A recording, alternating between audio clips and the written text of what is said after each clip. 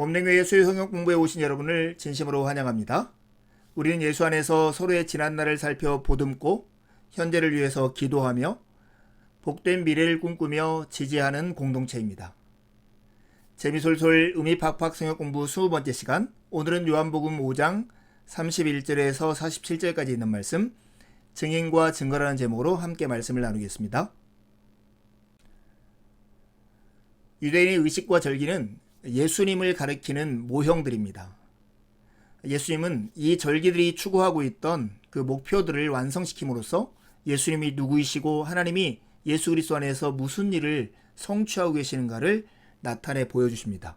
5장에서는 안식일을 통해서, 6장에서는 유월절을 통해서, 7장과 8장에서는 초막절을 통해서 이 일을 행하십니다. 포스트 모더니즘, 우리 시대를 가리키는 표현입니다. 이 시대의 특징은 증거를 요구한다는 것입니다. 우리 그리스도인을 향해서도 이렇게 말하죠. 너희들이 믿는 바를 주장하지 말고 진리라면 입증해봐. 유대인들이 오늘 예수님에게 요구하는 것이 이것입니다. 만약에 당신이 하나님의 아들이라면 그 하나님이 당신을 보내셨다는 증거를 보여봐라.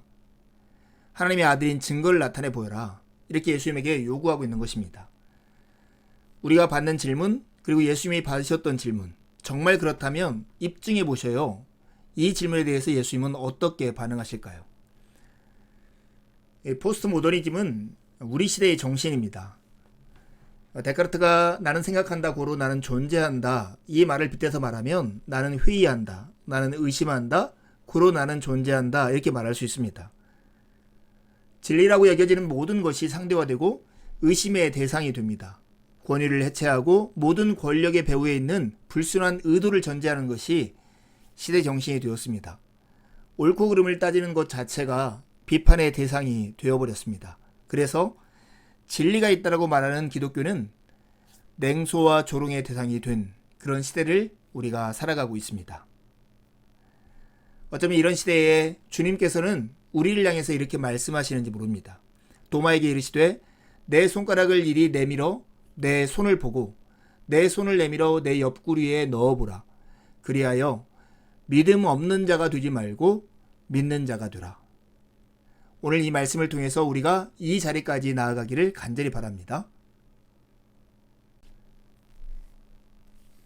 의심하며 증거를 요구하는 이 시대를 이해하기 위해서, 그리고 이 시대를 향해서 하나님이 어떻게 대하시는가를 알기 위해서 우리가 기억해야 할 한 가지 말씀이 있습니다. 마태복음 6장 9절인데요. 그러므로 너희는 이렇게 기도하라. 하늘에 계신 우리 아버지여. 예수님께서 제자들에게 기도를 가르쳐 주시면서 하나님을 이렇게 부르도록 했습니다. 하늘에 계신 우리 아버지여. 예수님이 가르쳐 주신 이 기도 속에서 하나님을 아버지라고 부르게 하시는 데는 특별한 의미가 있습니다. 하나님이 자기 백성을 대하시는 태도와 방법과 의지를 보여주기 때문입니다. 아버지들은 모든 것을 다 주면서도 자식들에게 쩔쩔매죠. 이처럼 아버지이신 하나님 또한 당신의 백성들을 위해서 그리하시며 따라서 오래 참으시겠다는 결정이 이 안에 담겨져 있는 것입니다.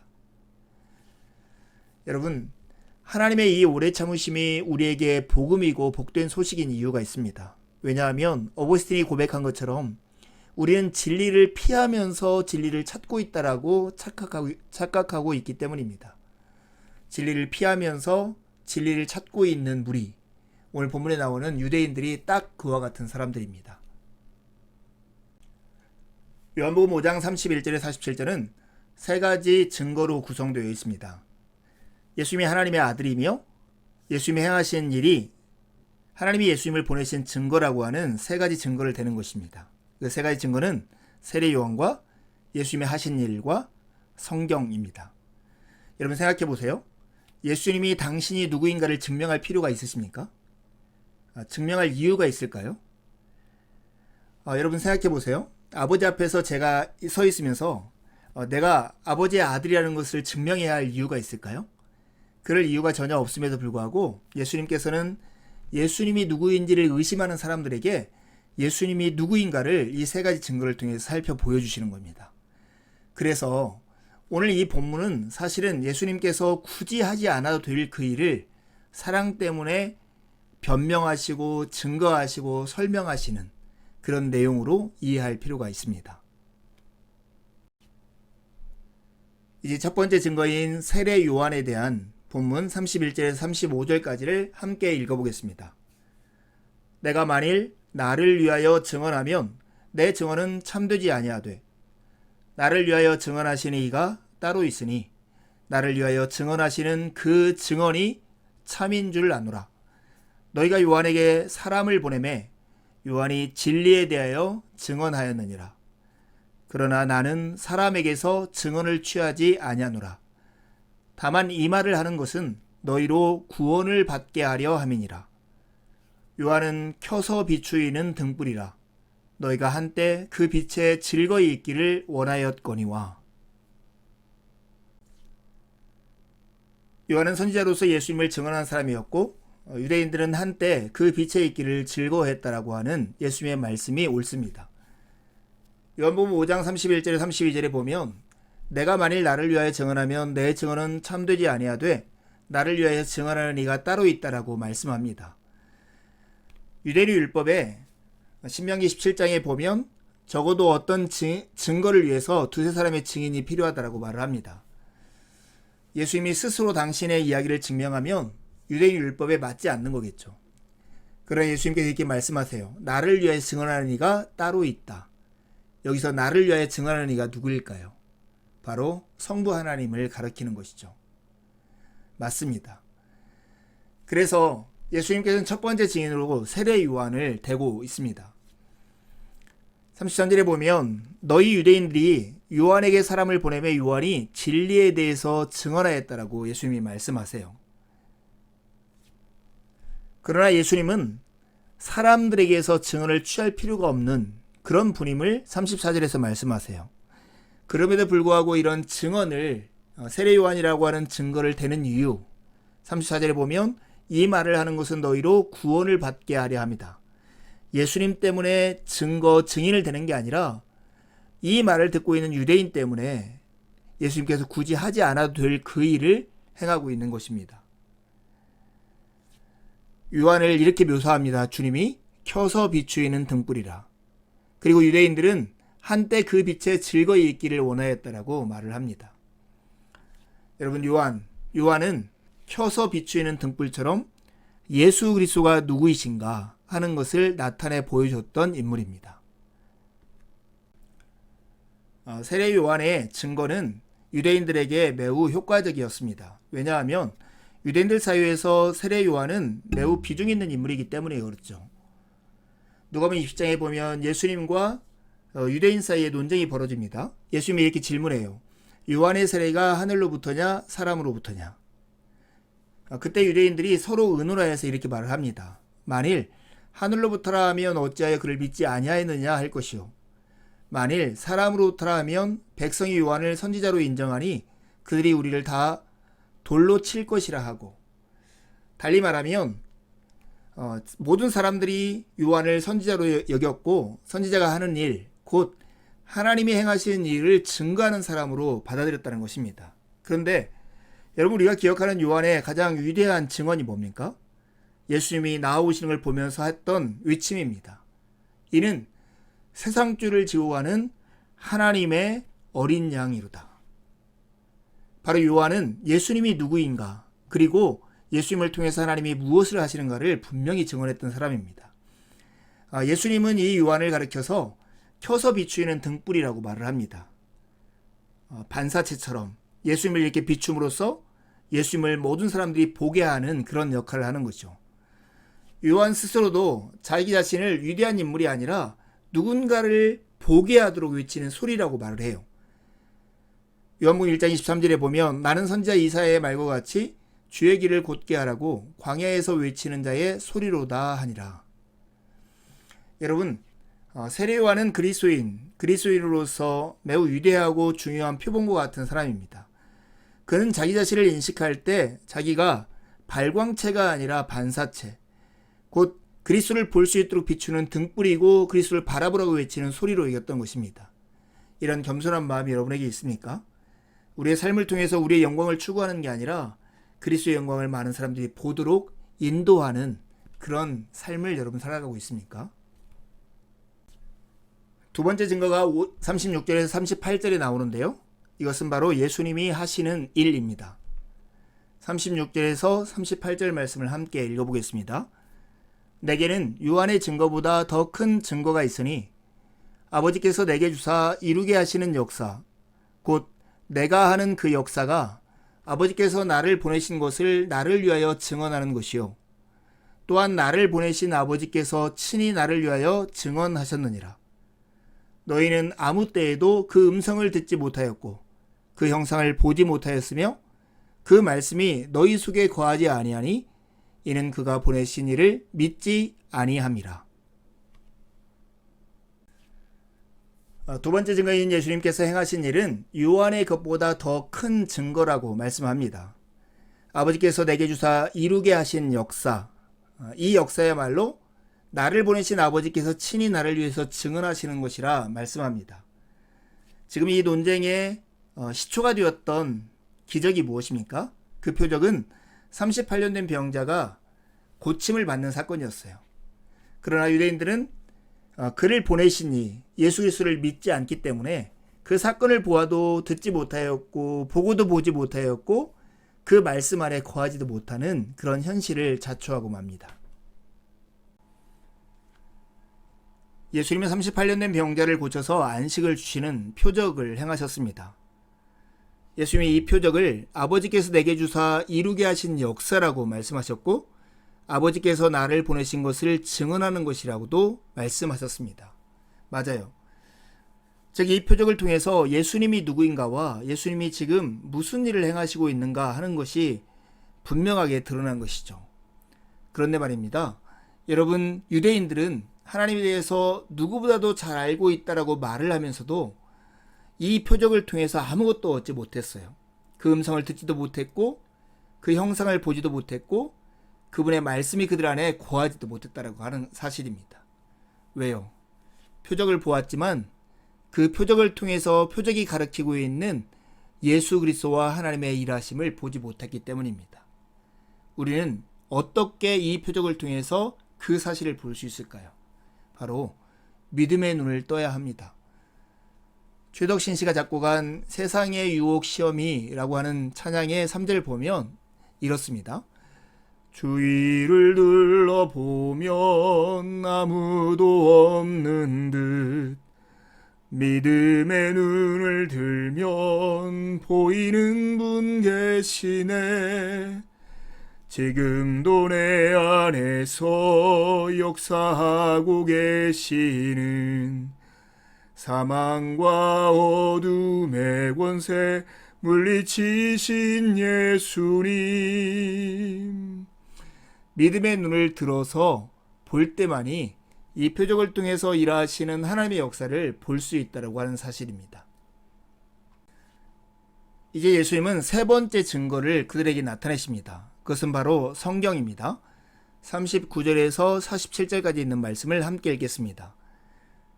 너희가 성경에서 영생을 얻는 줄 생각하고 성경을 연구하거니와 이 성경이 곧 내게 대하여 증언하는 것이니라.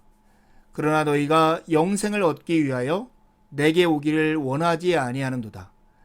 나는 사람에게서 영광을 취하지 아니하노라. 다만 하나님을 사랑하는 것이 너희 속에 없음을 알았노라. 나는 내 아버지의 이름으로 왔음에 너희가 영접하지 아니하나 만일 다른 사람이 자기 이름으로 오면 영접하리라. 너희가 서로 영광을 구하고 유일하신 하나님으로부터 오는 영광은 구하지 아니하니 어찌 나를 믿을 수 있느냐. 내가 너희를 아버지께 고발할까 생각하지 말라. 너희를 고발하는 이가 있으니 곧 너희가 바라는 자 모세니라. 모세를 믿었더라면 또 나를 믿었으리니 이는 그가 내게 대하여 기록하였음이라. 그러나 그의 글도 믿지 아니하거든 어찌 내 말을 믿겠느냐 하시니라. 예수님께서 참 이상한 상황을 발견하신 것이죠. 유대인들이 성경을 열심히 연구하지만 성경이 가르치는 바 예수님께 나오지 않는 이상한 현실 말입니다. 39절에 보면 너희가 성경에서 영생을 얻는 줄 생각하고 성경을 연구하거니와 이것이 잘하는 일입니까? 못하는 일입니까? 네, 잘하는 일이죠. 그렇지만 그들이 모르는 것이 그 다음 부분이에요. 이 성경이 곧 내게 대하여 곧 예수님에 대해서 증언하는 것이니라. 40절에 보면 그러나 너희가 영생을 얻기 위해서 내게 오기를 원하지 아니하는도다. 예수님에 대해서 증언하는 것임을 알지 못하기에 예수님께 나아오지 못하는 것이죠. 예수님께서 직접적으로 두 가지로 이들이 예수님께 나아오지 않고 오기를 원하지 않는 이유를 말씀하는데요. 42절에 보면 다만 하나님을 사랑하는 것이 너희 속에 없음을 알았노라. 두 번째 44절에 보면 너희가 서로 영광을 취하고 유일하신 하나님께로부터 오는 영광은 구하지 아니하니 어찌 나를 믿을 수 있느냐 이렇게 말씀합니다. 확증편향이라는 말을 여러분 아시죠? 확증편향이라는 말을 대변해주는 두 가지 좋은 예가 있습니다. 하나는 답정 너희죠. 답이 정해져 있는 상태에서 대화를 하는 것. 그런 거 보면 그 사람에게는 확증편향이 있구나 하는 것을 짐작할 수 있어요. 또 한 가지는 자기가 보고 싶은 것만 보고 듣고 싶은 것만 들으려고 하는 것. 이게 바로 확증편향입니다. 이 확증편향이라는 말은 자신의 의견과 일치하는 정보는 받아들이고 일치하지 않는 정보는 무시하거나 왜곡하는 경향성을 말해요. 이건 사실은 보호 본능에서 나와요. 신념이나 믿는 바를 유지하려는 것을 두려워해 반대되는 증거를 모조리 폄하하고 제거하려는 경향성이 바로 확증편향이에요. 보호 본능이죠. 네, 여러분, 확증편향을 하지 않는 사람이 있을까요?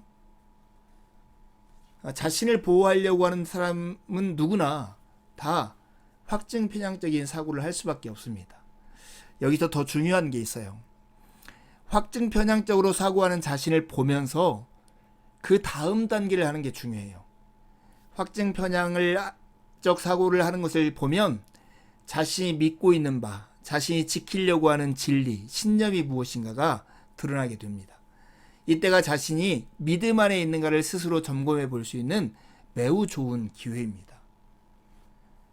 여러분, 누군가가 확증편향적으로 사고하고 말하고 있다면 그것을 단지 비판하지 말고 그가 어떤 믿음의 근거를 두고 어떤 신념을 지키려고 저렇게 부단히 애쓰는가를 살펴보시기를 간절히 바라요. 고린도후서 13장 5절에 보면 이렇게 말씀합니다. 여러분은 자기가 믿음 안에 있는지를 스스로 시험해보고 스스로 검증해 보십시오. 여러분은 예수 그리스도께서 여러분 안에 계시다는 것을 알지 못합니까?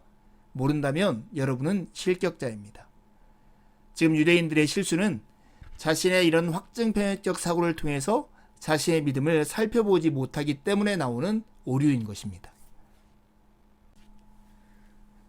성경을 읽으면서 성경을 통해서 정말 메시아가 오기를 간절히 고대했고 그들이 고대한 대로 메시아가 이 땅에 오셔서 그들이 간절한 갈망하던 그 안식을 성취하는 현장을 보면서도 메시아를 거절하는 이 모습을 여러분 이해할 수 있습니까?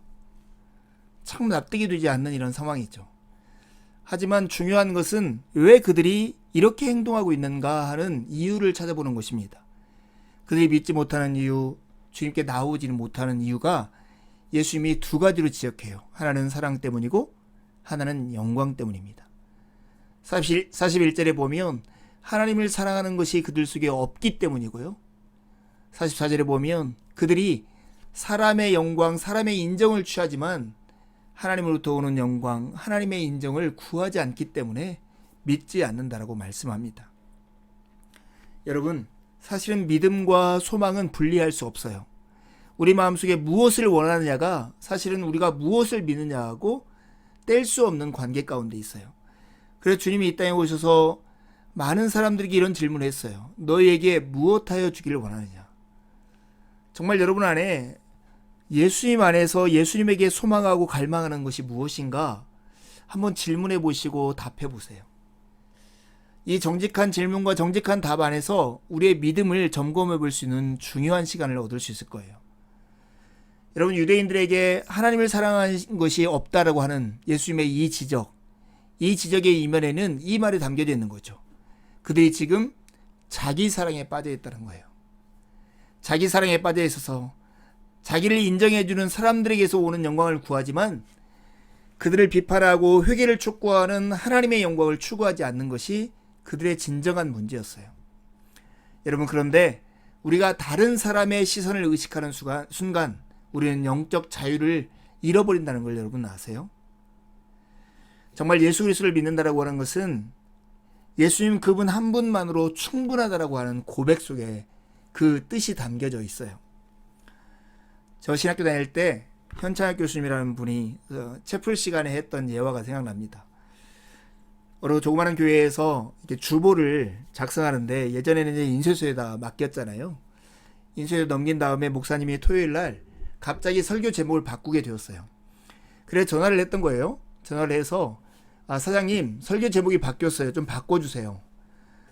윤전기 소리가 막 돌아가고 있기 때문에 시끄러웠어요. 사장님이 제목이 뭐예요? 이렇게 크게 물었어요. 그러자 목사님이 답을 했죠. 여호와는 나의 목자, 여호와는 나의 목자 이렇게 대답했습니다. 그러자 이 사장님이 이렇게 말한 거예요. 네, 여호와는 나의 목자, 그것으로 충분해요? 그러니까 이 목사님이 예, 그것으로 충분합니다 이렇게 답을 했던 거예요. 그 다음 주 주일날 주보가 배달해 왔는데 주보를 봤더니 설교 제목이 이렇게 되어 있었어요. 여호와는 나의 목자, 예, 그것으로 충분합니다. 예, 그것으로 충분합니다. 하나의 예화이긴 하지만 우리에게 중요한 시사점을 줘요. 누군가를 사랑해 보면 그 사람의 무엇 때문에 사랑하는 단계는 사랑의 초보예요. 그냥 그 사람 때문에 다른 이유가 없는 사랑, 그 사랑이 진정한 사랑인 거죠. 예수님, 예, 예수님 한 분만도 나는 충분합니다. 이런 고백을 여러분 안에 가지고 있습니까? 예수님 한 분으로 충분한 삶, 그런 사람들에게 하나님의 말씀은 어떤 역할을 할까요? 그것은 우리의 삶을 예수님과 보조를 맞추어 걸어가도록 하도록 우리의 삶을 교정하는 역할을 합니다. 본회퍼라고 하는 목사님이 했던 이 말을 잘 기억해 보세요. 복음을 가장 효과적으로 전달하는 길은 방법론의 원리들이나 성경의 상관성을 찾으려는 노력으로 이루어지지 않는다. 사람들이 전체적으로 현 시대와 구체적으로 우리의 삶을 성경이 신문하도록 기꺼이 맡길 때 복음은 효과적으로 전달된다. 독일 그리스도인들은 원치 않는 본문들을 모두 폐기하여 오직 자신들을 위한 성경을 읽었다. 그러나 우리는 우리 자신에 맞서 성경을 읽고 성경이 우리의 인생을 신문하고 취조하도록 부르심을 받고 있다. 여러분, 여러분의 입맛에 맞는 성경을 뽑아서 묵상하는 것을 넘어서서 이 말씀이 여러분을 신문하고 취조하도록 여러분의 삶을 내맡기고 있습니까? 이것이 성경을 읽는 바른 방법이고 말씀을 통해서 우리의 삶을 교정하는 길인 것입니다. 히브리서 4장에 보면 하나님의 말씀의 역할을 이렇게 표현해요. 하나님의 말씀은 살아있고 힘이 있어서 어떤 양날 칼보다도 더 날카롭습니다. 그래서 사람 속을 꿰뚫어 혼과 영을 갈라내고 관절과 골수를 갈라놓기까지 하며 마음에 품은 생각과 의도를 밝혀냅니다. 이게 하나님의 말씀이 하는 역할이고 이 역할 앞에 설 때 우리의 삶은, 우리의 믿음은 점검되고 우리의 마음의 나침판의 눈금이 정복이신 그리스도를 향해서 바르게 자리매김할 수 있는 것입니다. 예수는 굳이 당신이 하나님의 아들이라는 것을 증언할 필요가 없는 분이었습니다. 왜냐하면 그 존재 자체가 하나님의 아들이기 때문에 그렇죠. 그리고 하늘 부대를 버리고 이 땅에 오신 예수 그리스도의 어떠하심을 보면 더 이상 무엇으로 설명할 수 있을까 싶기도 합니다. 그럼에도 불구하고 예수님은 세 가지 증거, 세례 요한, 당신이 하신 일, 그리고 성경을 통해서 예수님이 누구이시고 하나님이 예수님을 통해서 무슨 일을 행하실 것인가를 나타내 보이십니다. 그런데 여러분, 예수님이 행하시는 사람들로 하여금 믿도록 하시는 그 방법이 어떤 방법인가를 우리가 잘 생각해 볼 필요가 있어요. 그것은 힘이나 방법을 가지고 하시는 게 아니라 삶과 고난을 통해서 그 일을 행하신다는 것입니다. 우리는 답이 없는 상황을 변화시키시는 하나님의 지혜와 능력에서 오는 좋은 방법을 통해서 사람들을 설득할 것 같지만 예수님은 그런 방법이 아니라 사람들이 살아가는 똑같은 상황 가운데 들어와 사심으로써, 그럼에도 불구하고 세상의 가치와 반대되게 삶으로써, 답이 없는 인생을 다르게 삶으로써 예수님이 누구이신가, 하나님 예수님을 통해서 무슨 일을 행하고 있는가를 우리에게 나타내 보여주셨어요. 예수님을 십자가에 못 박았던 백부장, 그것을 지휘했던 백부장이 결국 예수님을 향해서 이 사람은 진실로 하나님의 아들이었도다 고백하는 자리가 어디입니까? 바로 십자가의 자리였습니다. 답이 없는 인생, 그 고난을 감수하는 그 현장에서 그는 드디어 예수 그리스도가 누구인가를 발견하게 되는 것이죠. 예수님의 자리가 이런 자리였고 그분의 제자인 그리스도의 자리가 이런 자리입니다. 답이 없는 인생, 곧 다른 사람과 똑같은 조건 속에서 하나님을 믿기에 세상과 남다르게 살아가도록 우리는 부름을 받았어요. 힘으로써 무엇인가를 변화시킴으로 증명하는 자가 아니라 죽기까지 하나님의 뜻에 순종하는 그 모습을 통해서 우리가 누구인가와 하나님이 우리를 통해서 무슨 일을 행하실 건가를 증언하는 자리, 그 자리로 부름을 받은 것입니다. 사실 우리의 삶은 아기를 낳으려 하나 아기를 낳을 힘이 없는 산모 같은 참 어려운 상황 가운데 처해 있을 때가 많죠. 하나님은 우리의 상황을 변화시키는 대신 우리로 하여금 예수님처럼 하나님의 방법으로 이 땅을 살아낼 것을 요구하고 있는 것입니다. 그래서 바울 사도는 고린도전서 1장 21절에 이렇게 말씀합니다. 하나님의 지혜에 있어서는 이 세상이 자기 지혜로 하나님을 알지 못하므로 하나님께서 전도에 미련한 곳으로 믿는 자들을 구원하시기를 기뻐하셨도다. 세상에서 성공한 사람들을 보면 때로 부럽지 않습니까? 돈이 많은 사람들, 인기가 많은 사람들, 권력 있는 자리에 앉는 사람들, 좋은 직장에 취업하거나 일이 술술 풀리는 거 보면 참 부럽기도 합니다. 하지만 여러분, 예수 그리스도께서 이 땅에 사셨다면 어떤 삶을 칭찬했을까 한번 생각해 보세요. 그분의 삶을 한마디로 하면 신실함, 충성스러움, 우리식으로 표현하면 성실함 이렇게 표현할 수 있습니다. 하나님의 뜻에 죽기까지 순종한 태도가 그의 삶의 특징이었습니다. 어떤 목사님이 이 성실이라는 단어, 영어로 하면 faithfulness인데요. 신실함이라고 표현되는 이 단어를 이렇게 나누어 설명하더라고요. 말씀원, 하나님의 말씀인 성경에 나타난 하나님의 뜻을 이룰성, 예수님처럼 죽기까지 순종함으로써 이루어 열매실, 그 열매를 이웃에게 선물로 주는 삶. 이게 바로 성실한 삶, 신실한 삶이라는 거예요. 여러분 맞아요. 이 삶이 최고의 삶, 정말 하나님이 기뻐하시는 삶, 하나님을 즐거워하는 삶이 아니겠습니까? 세상 것들 부러워하지 말고 예수 그리스도를 부러워하세요. 그래서 그 삶을 여러분들이 기꺼이 살아내시기를 간절히 바랍니다. 신실하게, 진실하게, 거룩하게 살게 하소서. 이 기도가 우리 모두의 기도가 되었으면 좋겠습니다. 예전에 많이 불렀던 찬양인데 1절만 부르고 마칠까요? 신실하게 진실하게 거룩하게 살게 하소서. 신실하게 진실하게 거룩하게 살게 하소서. 하나님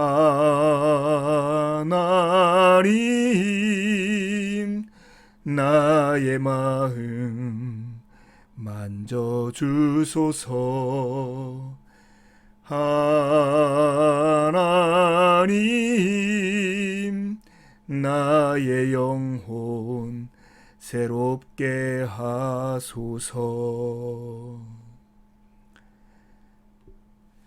오늘도 함께 말씀을 나누게 해서 참 감사하고 우리를 향해서 변함없이 신실하신 그 주님의 신실함처럼 우리도 주님 앞에서 신실하게 살아가는 여러분이 되기를 간절히 바랍니다.